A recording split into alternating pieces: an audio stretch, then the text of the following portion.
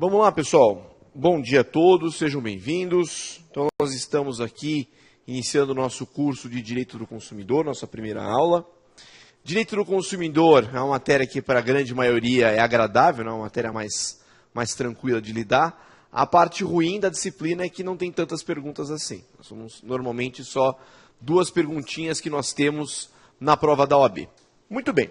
Nessa nossa primeira aula, o nosso objetivo é exatamente fazer essa parte mais introdutória da matéria, né? O que é o direito do consumidor, quando ele é aplicável, quais são os princípios da disciplina, entre outras coisas. Então vamos lá, pessoal. Vamos começar falando exatamente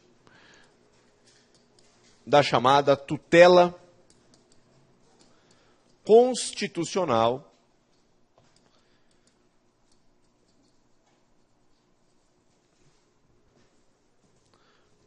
da disciplina. O direito do consumidor, ele não é tão antigo, né? É uma disciplina bem jovem, e o marco normativo que nós temos é exatamente a Constituição Federal de 88. Então, a partir de 88, nós temos o surgimento do que nós vamos chamar efetivamente de direito do consumidor. Então, já existia essa ideia de proteção de uma pessoa mais vulnerável, mais frágil? Sim, tá? Nós já tínhamos essa ideia. Porém, não com o conceito da disciplina. A disciplina tem como base, ponto, sempre a Constituição. E exatamente onde? Pois bem, são 2 as menções expressas que nós temos em relação à chamada tutela constitucional. Em primeiro lugar, o artigo 5º, inciso 32, que ele vai tratar exatamente dos direitos e garantias fundamentais.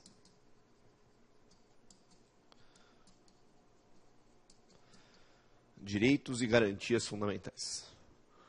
Ou seja, a proteção do consumidor, ela surge nesse primeiro momento desta forma, com esse conceito. Que a questão fundamental entre esses problemas relacionados à proteção constitucional, ela está intimamente inserida com a tutela maior. O que nós estamos falando? O consumidor, ele não é simplesmente uma pessoa que mereça uma proteção qualquer. Ele precisa de uma proteção especializada. E qual é esta proteção especializada? Pois bem, a proteção especializada exige que ele tenha o quê, pessoal? Que ele tenha um equilíbrio, né? Só que esse equilíbrio existe na prática? Esse equilíbrio não existe na prática, esse equilíbrio, na verdade, precisa ser refeito. Muito bem. Então, a partir desse momento que a gente precisa refazer o equilíbrio, a gente precisa entender, né, a necessidade da disciplina. Se as relações já fossem equilibradas, o que nós teríamos? Precisaria do direito do consumidor ou resolve tudo no direito civil? Resolve tudo no direito civil. Então, eu estou partindo desse desequilíbrio e também estou partindo da ideia que todo mundo terá direito a consumir. Por isso, tanta importância em relação ao tema. Legal. Então, aparece no 5º 32, depois a gente aparece no artigo 5º, 170, inciso 5º.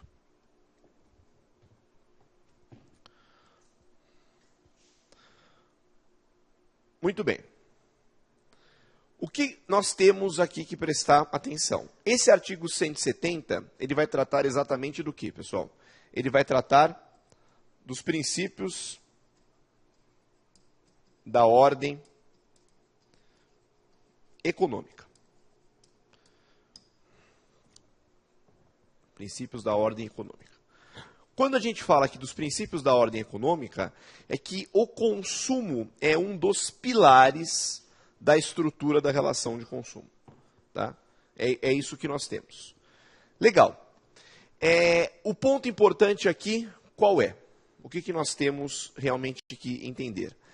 Esses dois artigos, um focado mais nos direitos e garantias fundamentais e outros focados mais na proteção econômica, eles não são suficientes para resolver a situação, né? Então, não tem uma lei, uma regra para resolver tudo isso. E aí, pessoal, na própria Constituição Federal, no artigo 48 do ADCT,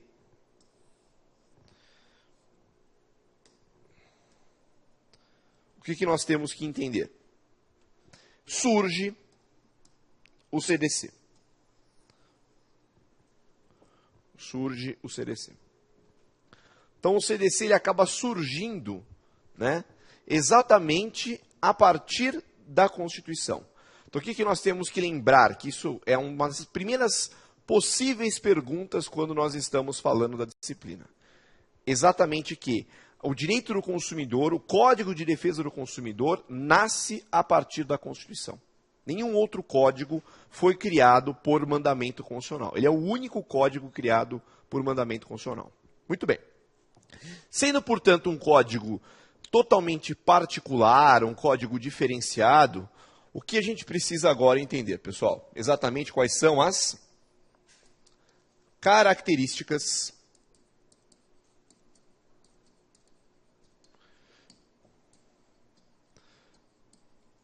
do CDC.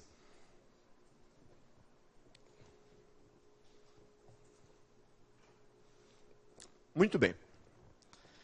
As características do CDC como norma diferenciada são as seguintes. Nós temos, em primeiro lugar, as normas, vou colocar a letra A para não confundir, tá? Letra A. As normas do CDC, de acordo com o artigo 1º, elas são normas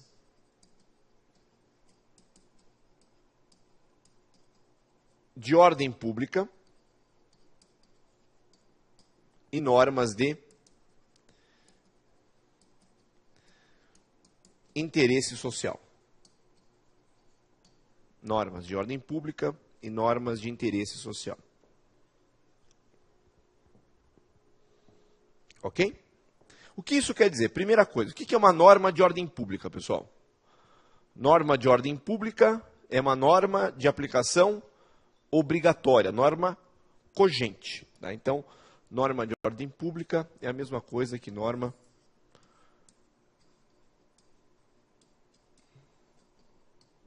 cogente.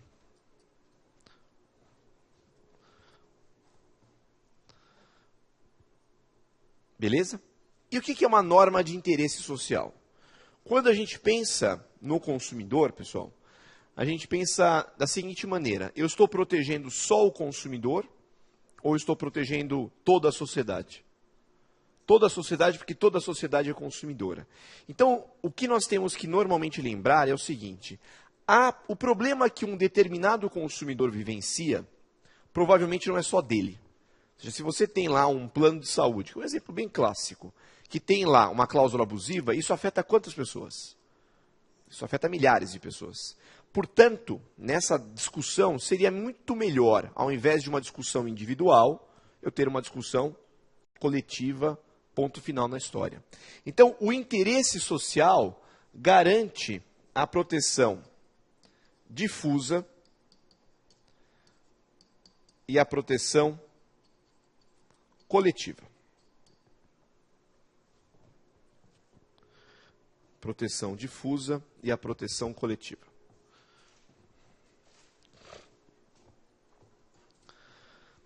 Tudo bem?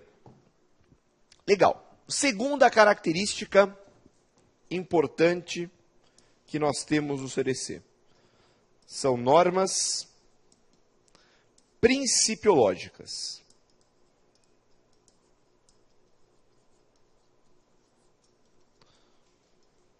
Por isso que o CDC ele é tão enxutinho. Se a gente olhar o Código de Defesa, ele tem 119 artigos. Né? Comparando com o Código Civil, que é um monstro, como é que uma norma tão curta pode ser tão eficiente assim? Pode ser tão discutida na prática? Exatamente porque ela tem essa carga essa carga principiológica que acaba sendo tão importante para a gente. Beleza.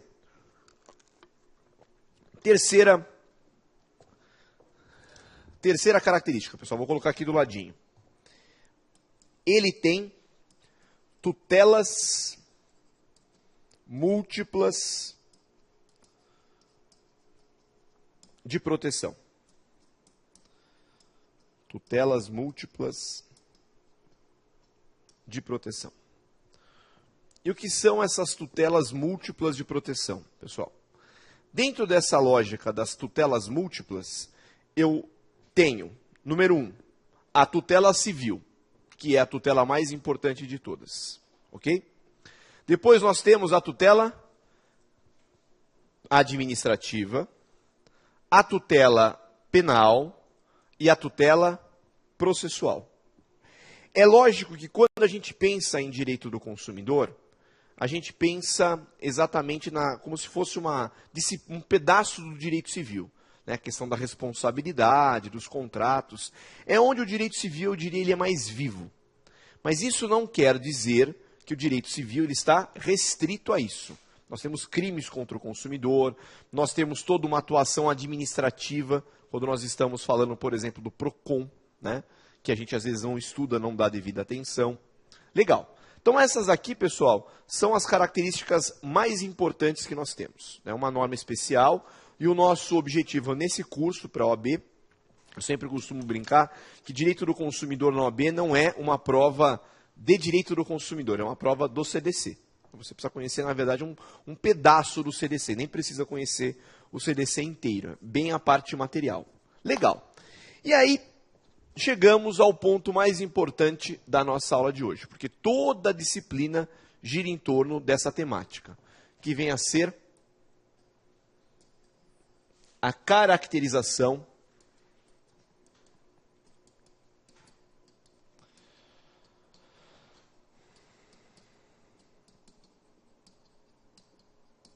da relação de consumo.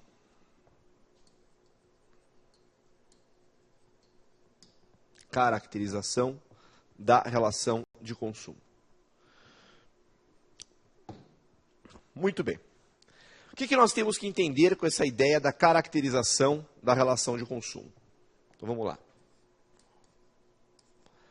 A relação de consumo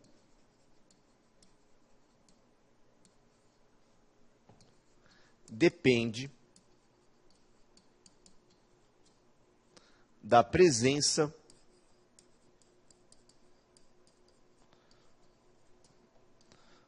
obrigatória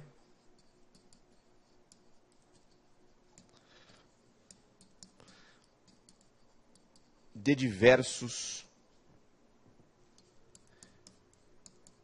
elementos caracterizadores.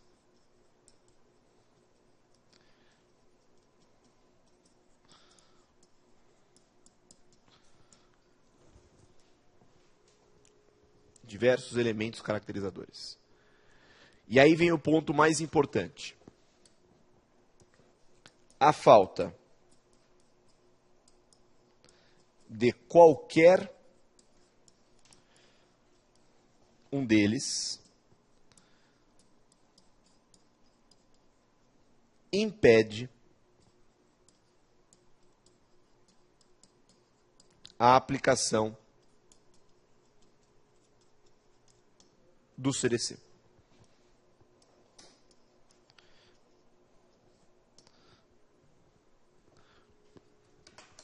Impede a aplicação do CDC.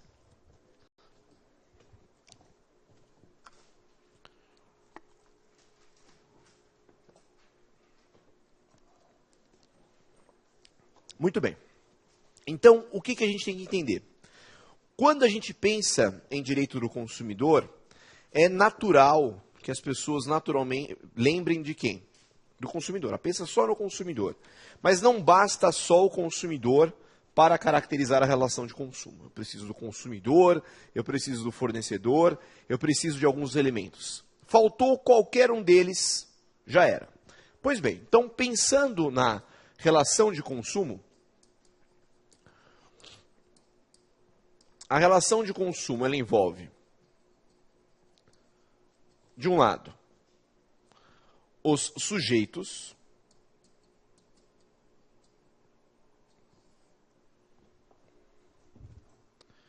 e aí nós temos, de um lado, o consumidor e o fornecedor. O consumidor e o fornecedor. Então, preciso dos dois sujeitos envolvidos. Então, consumidor mais fornecedor. Beleza. Aí nós temos os objetos da relação de consumo. De um lado, os produtos. E de um outro lado, os serviços. Muito bem, aqui eu preciso dos dois? Produto e serviço? Não, tanto faz. Eu até posso imaginar uma situação que existam as duas coisas, mas não necessariamente. E por fim, a doutrina ainda coloca o chamado elemento finalístico.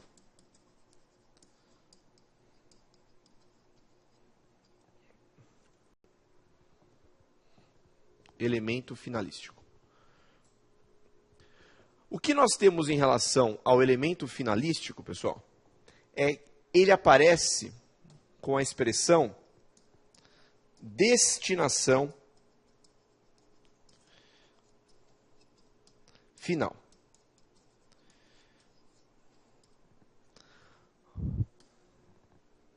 Destinação final.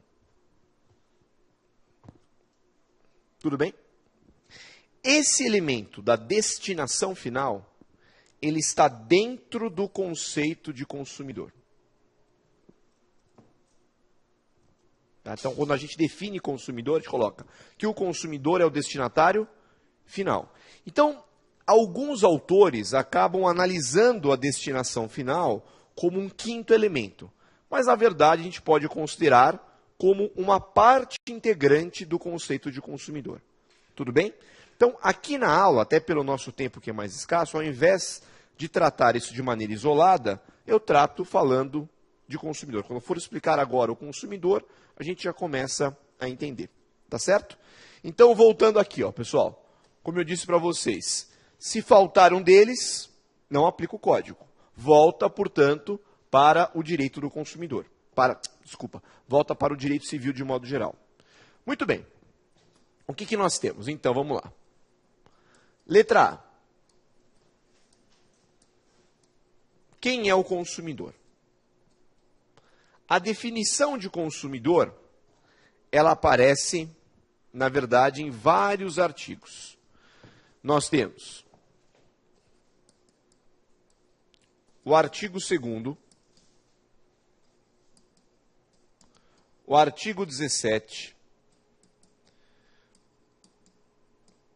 o artigo 29. Artigo 2º, artigo 17 e o artigo 29. Muito bem. Dentro desse conceito de consumidor, nesses três artigos, existe o que nós chamamos de consumidor padrão,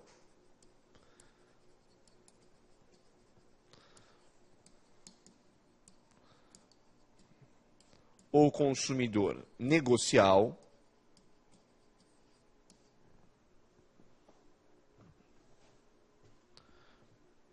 e existe o que nós chamamos de consumidores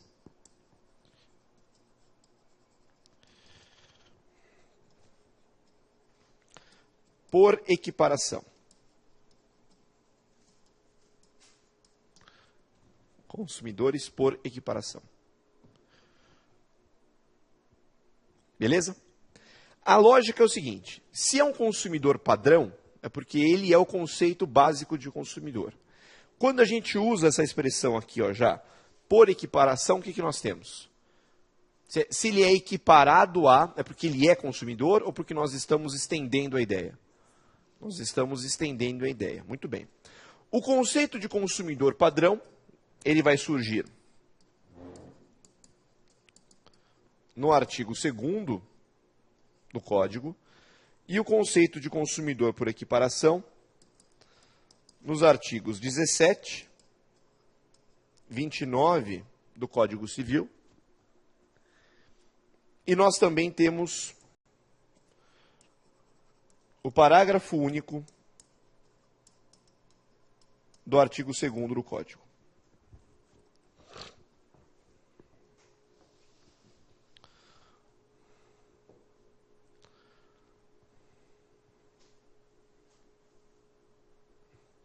Tudo bem? Legal. Então vamos começar entendendo quem é o consumidor padrão, que é o mais importante, e aí a gente já faz uma análise na sequência de quem são os consumidores por equiparação. Ótimo. Nós podemos fazer o seguinte, pessoal. O consumidor padrão, lá do artigo 2º, ele aparece como pessoa física ou pessoa jurídica que adquire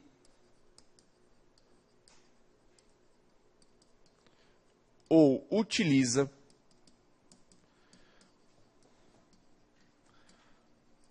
produtos e serviços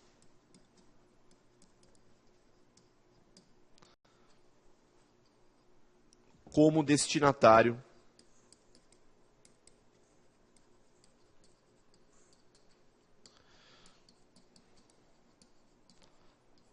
final. Ok? Então nós temos aqui, nesse caso, exatamente dois verbos. Quais são os dois verbos? Adquirir ou utilizar. Por que o CDC usou esses dois verbos? Então vamos lá. Comprar. Comprar um produto é adquirir um produto? Sim ou não? Um serviço. Lá eu tenho a net. Utilizar o Netflix. Também é. Muito bem. Agora, quando a gente pensa em direito do consumidor, o único contrato possível para adquirir um produto é a compra e venda? Ou eu posso ter outros contratos também? Posso? Posso ter, inclusive, doação? Não? Doação não dá? Não tem amostra grátis? Não é uma doação?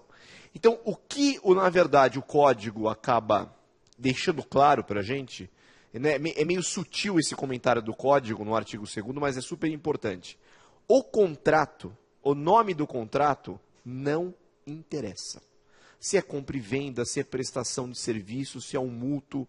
Não quero saber se ele adquiriu por um leasing. Isso é irrelevante, ou seja, a modalidade contratual não é o ponto central da discussão no direito do consumidor.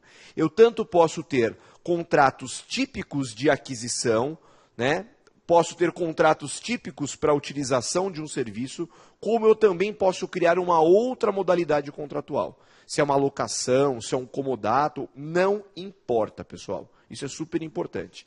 Então, não existe no direito do consumidor como se fosse um catálogo. Olha, esses contratos são relação de consumo, esses contratos não são. Na verdade, o ponto central qual é? Ser o destinatário final. E o que é exatamente o destinatário final? Trata-se do sujeito que retira de circulação definitiva os produtos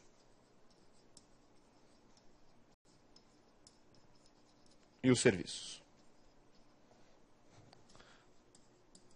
para o seu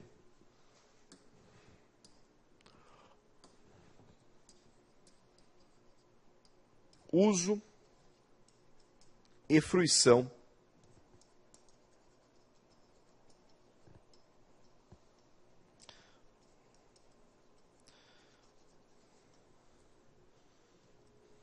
pessoal.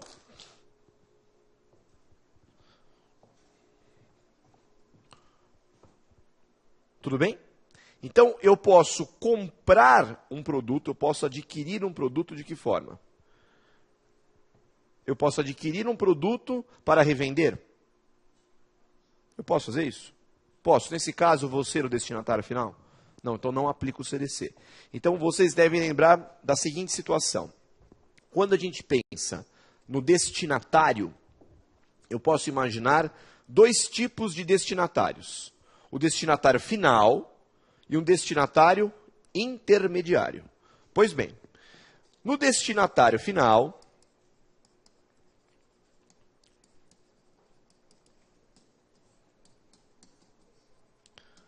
nesse caso, eu vou aplicar o CDC. No destinatário intermediário,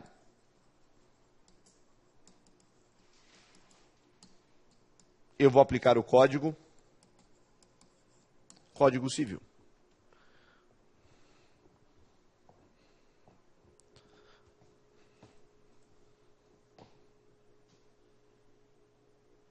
Tudo bem? Legal. Então, cuidado com esse ponto. O simples fato de você ter adquirido um produto ou um serviço, por si só, não quer dizer que você é o consumidor. Nós temos que imaginar, portanto, uma situação mais detalhada que vá nos permitir essa conclusão. Joia?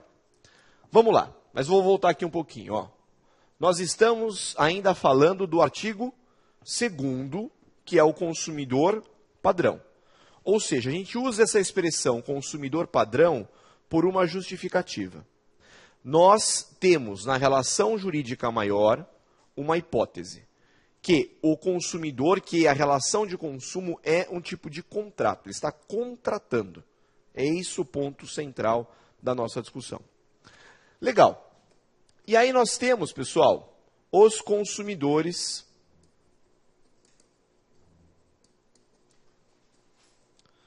por equiparação.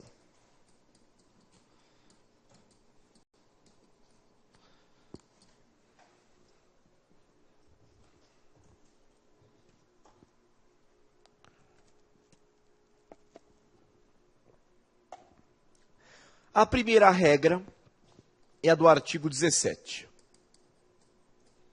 Ele vai tratar da chamada vítima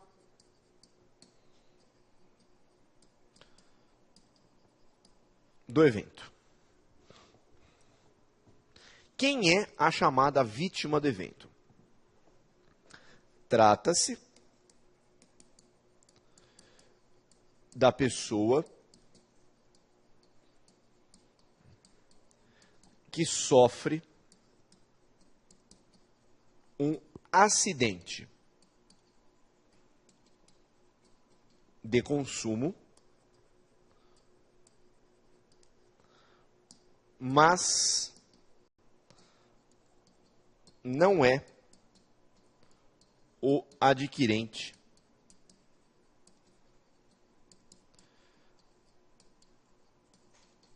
do bem. Mas não é o adquirente do bem. Ok? Então, o que nós temos que entender? Que esta palavra aqui, ó, esse conceito, ele atrai para o campo do direito do consumidor. Ele é atrativo.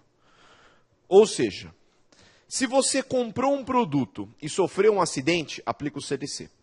Se você sofreu um acidente, mas não comprou, aplica o CDC igualzinho. Então, não entendi. Vamos imaginar que eu tenha comprado essa televisão, coloquei ela na tomada. Explodiu. Sou o comprador dela. Vou entrar com uma ação indenizatória. Vou aplicar o código. Quando eu liguei na tomada, eu estava com uma pessoa. E essa pessoa também estava assistindo a televisão comigo e um estilhaço do televisor voou no rosto dela. O que acontece nessa hipótese? Ela vai aplicar o CDC da mesma maneira. Ok? Então, a ideia é que o acidente de consumo expõe qualquer um, seja ele o adquirente ou não. Cuidado, o ponto importante, pessoal, é o seguinte. As regras vão ser as mesmas. O que vai mudar é a caracterização. É a caracterização que acaba sendo alterada. Beleza. E ao lado do artigo 17, nós temos a regra do artigo 29.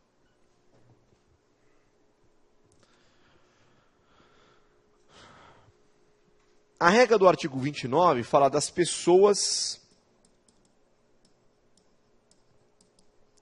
expostas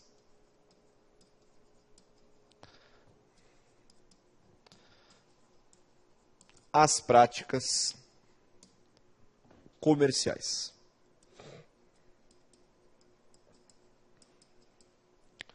Das pessoas expostas às práticas comerciais. Então, da mesma forma que do artigo 17, aqui, o 17 ele fala simplesmente de um acidente.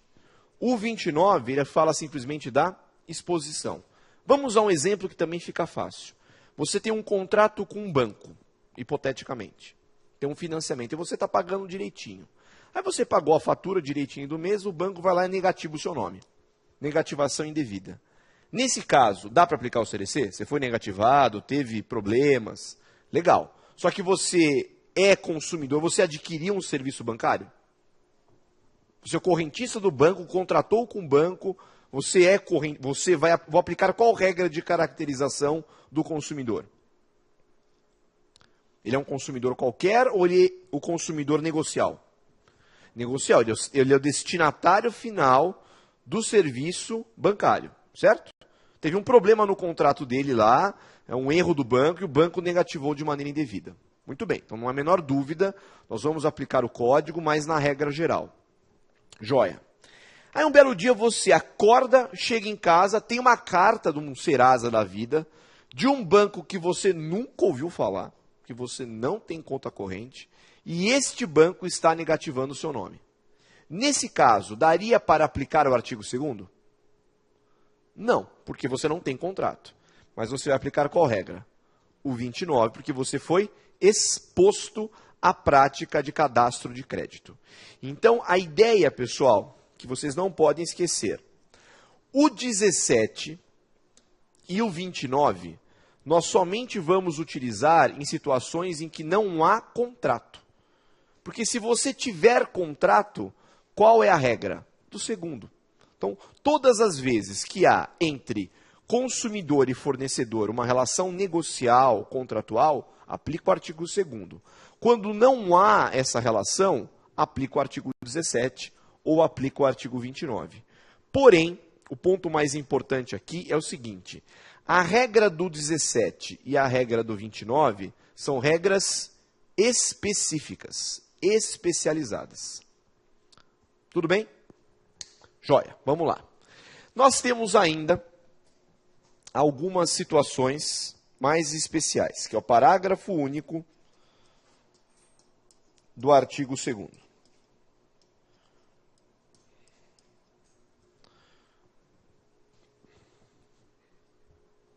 Parágrafo único do artigo 2º.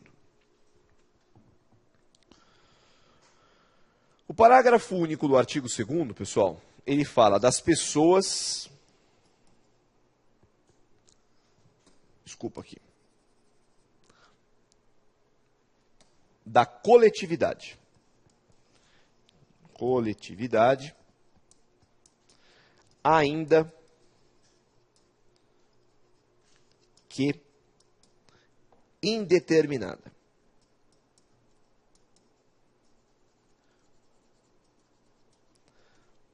Da coletividade, ainda que indeterminada. Certo? Por que a gente trata a coletividade como consumidora? A gente trata a coletividade como consumidora exatamente porque a tutela do consumidor, ela pode ocorrer de maneira individual, como ela pode ocorrer de maneira coletiva. Certo? De forma coletiva, é muito melhor que você tenha essa tutela. É muito mais eficiente que você tenha essa tutela. Quando nós estamos falando, então, dessa aplicação do parágrafo único do artigo 2º, o que a gente precisa imaginar, pessoal? A gente precisa imaginar situações como a intervenção do Ministério Público, a intervenção da Defensoria, até mesmo a intervenção da OAB enquanto entidade, que passa a ter legitimidade não só para proteger mas todos os consumidores. No mundo ideal, a proteção do consumidor deveria ser muito mais usada dessa forma, e não tanto de maneira individual. Muito bem. Com isso, então, a gente matou o primeiro elemento, o consumidor, que é o mais importante. Mas cuidado que quando nós estamos falando de consumidores, nós temos um conceito que é o consumidor padrão, que é o verdadeiro consumidor, e um outro conceito que são os equiparados. Nós estaríamos, então, estendendo, ampliando esse conceito de consumidor. Joia? Vamos lá. Vamos para o outro lado na moeda. Nós temos agora o fornecedor, que aparece no artigo 3º.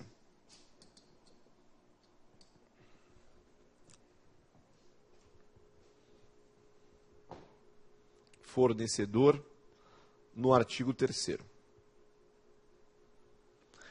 O fornecedor pode ser toda pessoa física ou pessoa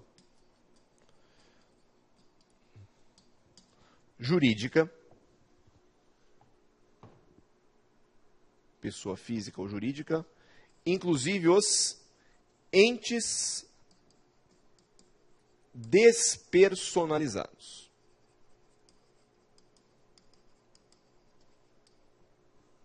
Então, a gente já percebe que é um conceito bem amplo. Até mesmo o ente despersonalizado pode ser fornecedor. Então, o que caracteriza bem o fornecedor é que eles desenvolvem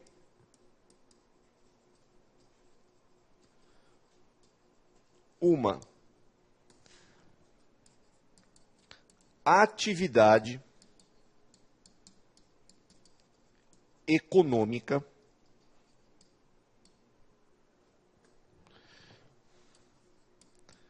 de circulação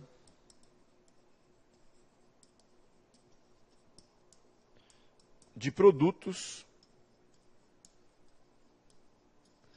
e serviços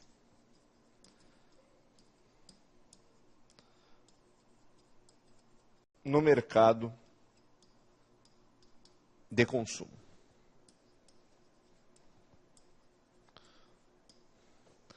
Uma atividade econômica de circulação de produtos e serviços no mercado de consumo. Ok? Então, cuidado com esse conceito, pessoal. O conceito de fornecedor, ao contrário do que as pessoas imaginam, né? Pensam assim, não, fornecedor sempre é uma pessoa jurídica. Isso é verdade? Não. É verdade que a maioria dos fornecedores na prática são pessoas jurídicas. São grandes conglomerados empresariais. Mas, por definição, o conceito é maior. Envolve a pessoa física e envolve também os entes despersonalizados. Daí porque a gente tem que fazer aqui uma observação. Existe, de um lado, o conceito de fornecedor e, de um outro lado, o conceito de empresário. Então, fornecedor de um lado, empresário de outro. O conceito de fornecedor, como nós vimos no artigo 3º, o conceito de empresário no artigo 966 do Código Civil.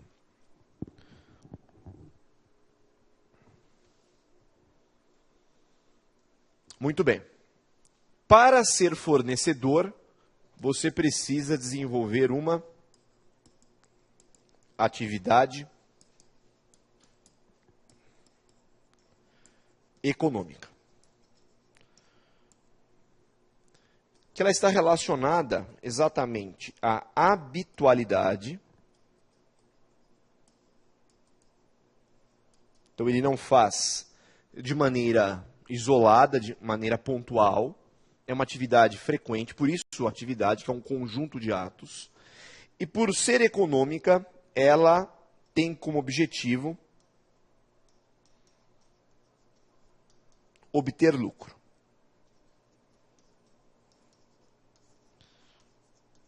Obter lucro.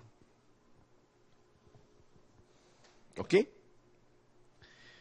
Agora, quando nós estamos falando do empresário, o empresário também desenvolve uma atividade econômica. Só que tem um detalhe. É uma atividade econômica organizada.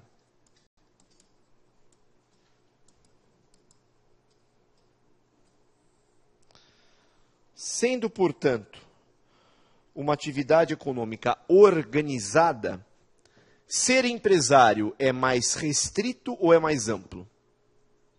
Mais restrito. Porque você tem uma série de exigências legais para a condição de empresário, registro na junta, né? Jamais, por exemplo, um ente despersonalizado seria empresário, porque ele estaria informal. E isso tudo não impede a condição de fornecedor. Então, ser fornecedor é muito mais simples. Tem um sujeito na feira, um camelô, que é uma atividade muitas vezes sem qualquer regulamentação, ambulante, mas ele pode ser considerado fornecedor? Pode, sem problema nenhum. Então, plenamente caracterizado. Então, lembrem-se disso. O conceito de empresário é um conceito mais restrito do que o conceito de fornecedor. A gente costuma até mesmo fazer um trocadilho. Todo empresário pode ser fornecedor, mas nem todo fornecedor ele é um empresário. Ok? Na grande maioria das vezes, há uma coincidência. Mas isso numa situação prática. Numa situação técnica, são conceitos diferentes. Ficamos por aqui? Legal. Então vamos fazer um rápido intervalo e a gente volta falando dos outros elementos de caracterização, os produtos e os serviços. Muito bem.